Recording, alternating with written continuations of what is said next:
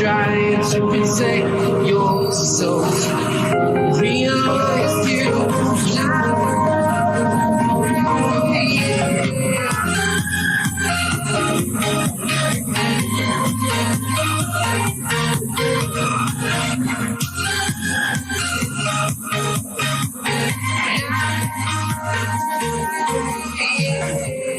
feel like a dynamite, ready to explode right up in the আসসালামু আলাইকুম, আপনাদের সবাইকে স্বাগত জানাচ্ছি আর একটি নতুন ব্লগে। বাংলাদেশে অনেকগুলো পর্যটক স্পট রয়েছে, তার মধ্যে সবচেয়ে জনপ্রিয় একটা পর্যটক স্পট হচ্ছে কক্সবাজার। বাট এই কক্সবাজারে যেতে হলে কিন্তু আমাদের অবশ্যই বাই রোডে যেতে হয়, যেটা অনেকটা সময় সাপেক্ষ এবং ব্যয়বহুল।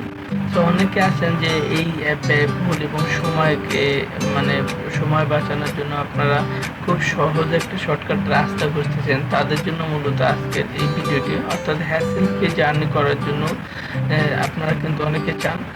তো আমার মনে হয় যদি আপনি ঢাকা থেকে সরাসরি চট্টগ্রাম এবং তারপরে আপনি যদি সিলেট কক্সবাজারে যেতে চান, তাহলে কিন্তু এই জার্নিটা এই ভিডিওটা একবারে আপনার জন্য।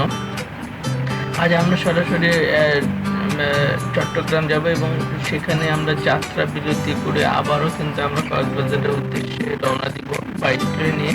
তো এই ভিডিওটাতে আমি আর চট্টগ্রাম সহ আরও কিছু কক্সবাজার বেশ কিছু ফুটেজ দেখাবো বা ভিডিও দেখাবো, যেগুলো আনকমন এবং একেবারে ইউনিক ভিডিও, যা আগে কখনোই আপনি দেখেননি। সেই জিনিসগুলো তুলে ধরার চেষ্টা করছি এই ভিডিওতে এবং আশা করছি আপনাদের প্রত্যেকের ভালো লাগবে।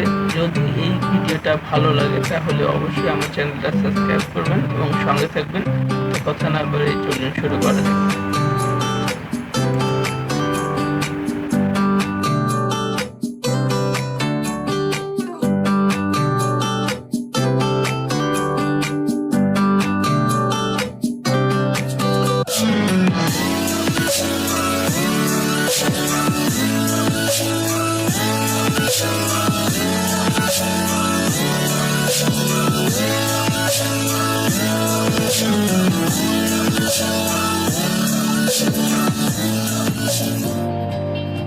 আমরা মূলত ঢাকা মিরপুর থেকে যাত্রা আরম্ভ করলাম কমলাপুরের উদ্দেশ্যে। অর্থাৎ আমাদের আগে থেকে টিকিট কাটা ছিল। বাইরে প্রচন্ড রোদ এবং জ্যামের কারণে আমরা সময় মতো পৌঁছাতে পারছিলাম না কমলাপুরে। তাই চিন্তা করলাম ঢাকা বিমানবন্দর রেলওয়ে স্টেশন থেকে যদি ওঠা যায় তাহলে অনেকটা ভালো হয়, সেই সাথে কিন্তু আমাদের অনেকটা সময়ের সাশ্রয় হয়। যাই হোক, আমরা কিন্তু আগে থেকে পরে কিন্তু আমরা আপনার বিমানবন্দর রেল স্টেশনে গিয়ে অপেক্ষা করছিলাম। তারপর আমাদের সেই কাঙ্ক্ষিত ট্রেনটি চলে আসলো। আসার পরে আমরা কিন্তু যে যার মতো আমাদের প্রত্যেকটা সিটে গিয়ে কিন্তু আমরা বসে পড়লাম এবং বসে পড়ার পরে কিন্তু ট্রেন আবার কক্সবাজারের উদ্দেশ্যে অর্থাৎ চট্টগ্রামের উদ্দেশ্যে কিন্তু ছুটে চললো।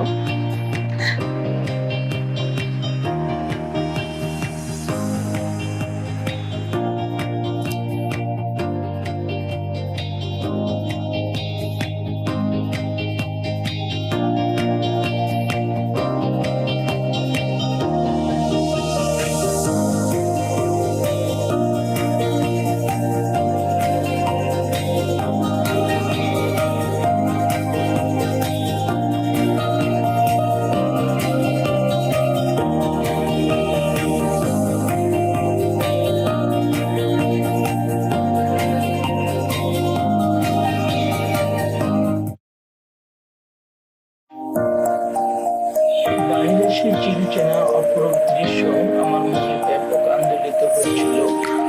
গ্রামের মেঠো পথের দৃশ্য সত্যি অসাধারণ। যারা ট্রেনে কখনো ভ্রমণ করেনি তারা কখনো এমন দৃশ্য উপভোগ করতে পারবে না। ট্রেনে জার্নি করার মজা হচ্ছে আলাদা, অর্থাৎ খোলামেলা এবং স্বাচ্ছন্দ্যে কিন্তু ভ্রমণ করা যায়। আর ট্রেন থেকে যখন আপনি বাইরের দৃশ্যগুলো দেখবেন তখন আপনাকে কিন্তু অন্যরকম একটা ফিল মনে হবে। আর আমরা যেহেতু ঢাকা থেকে প্রথমে চট্টগ্রাম যাচ্ছি, তো ট্রেনে পার হওয়ার পর থেকে কিন্তু আপনি যে গ্রামের পরিবেশগুলো সেগুলো কিন্তু অসাধারণ লাগছিল।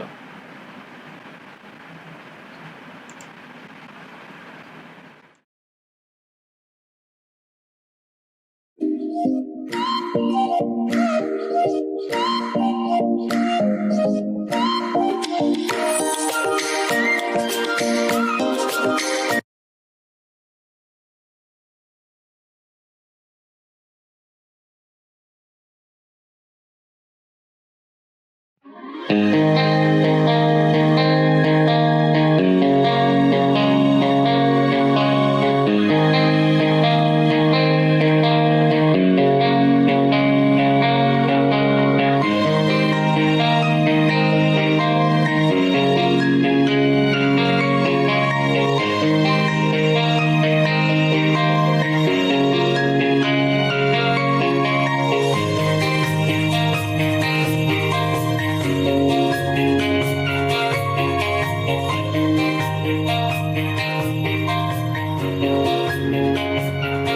সরাসরি ট্রেন থেকে নেমে কিন্তু যাচ্ছিলাম, অর্থাৎ আমরা কুটুমবাড়ি রেস্টুরেন্ট, সেখানে সিএনজি করে কিন্তু আমরা সেখানে যাব এবং সেখানে গিয়ে কিন্তু আমরা আমাদের ডিনার সেরে ফেলবো।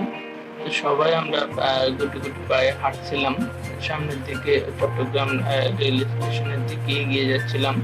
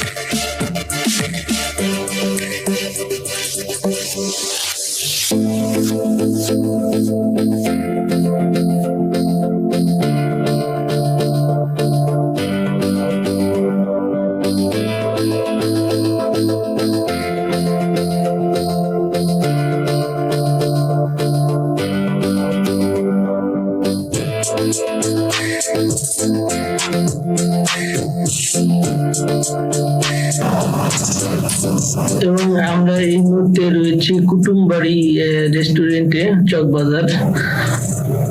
আর কিছুক্ষণের মধ্যে আমরা মেজবান খাবো এবং খাবার পরে একটু রেস্ট নিয়ে আবারও যাত্রা শুরু করব।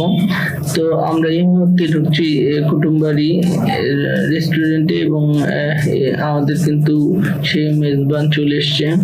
তো আমরা ওখানে ফ্রেশ হওয়ার পরে সবাই টেবিলে কিন্তু আমাদের খাবার অলরেডি চলে এসছে এবং আমরা খুব দ্রুত খাওয়া দাওয়া করে নিচ্ছি।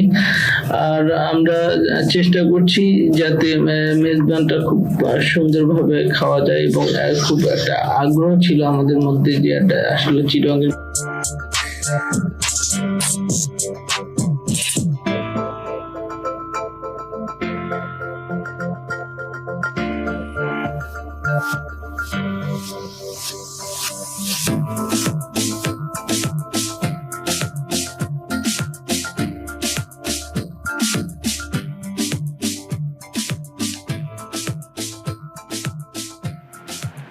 রাতে ডিনার সেরে আমরা আবারও রওনা দিলাম কক্সবাজারের উদ্দেশ্যে।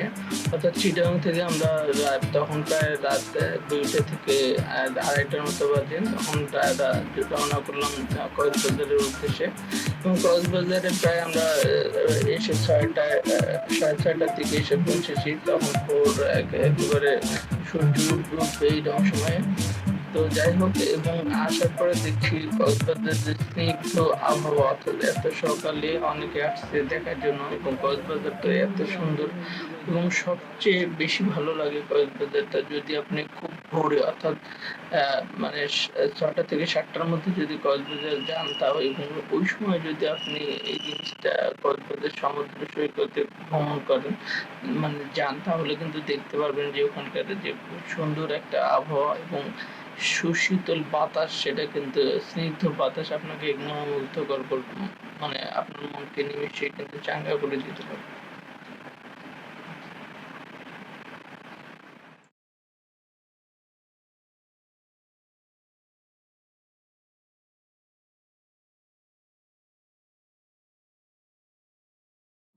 need you to hear and don't show any fear. I've been flying from town to town, from London.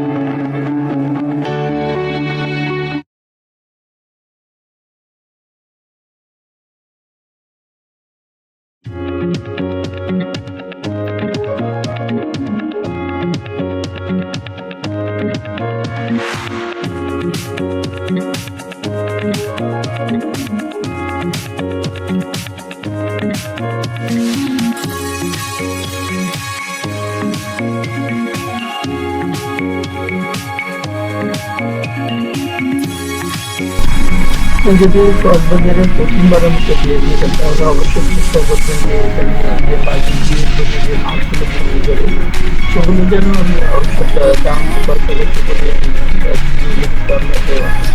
অনেক ঠকাবে। তো আপনার এদিকে মাথায় রাখবেন বিষয়টা।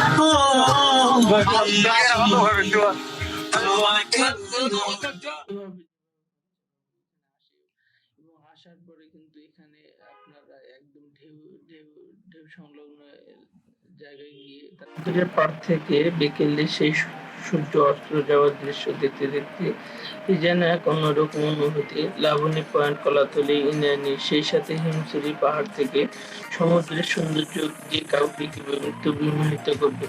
তো এই দৃশ্যটা কিন্তু অসাধারণ এবং চমৎকার একটা দৃশ্য। যারা বেসিক্যালি আপনারা যারা কক্সবাজারে যান অবশ্যই চেষ্টা করবেন হিমছড়ি পাহাড় থেকে আপনার কক্সবাজারের সেই সমুদ্রের ঢেউগুলো দেখার জন্য।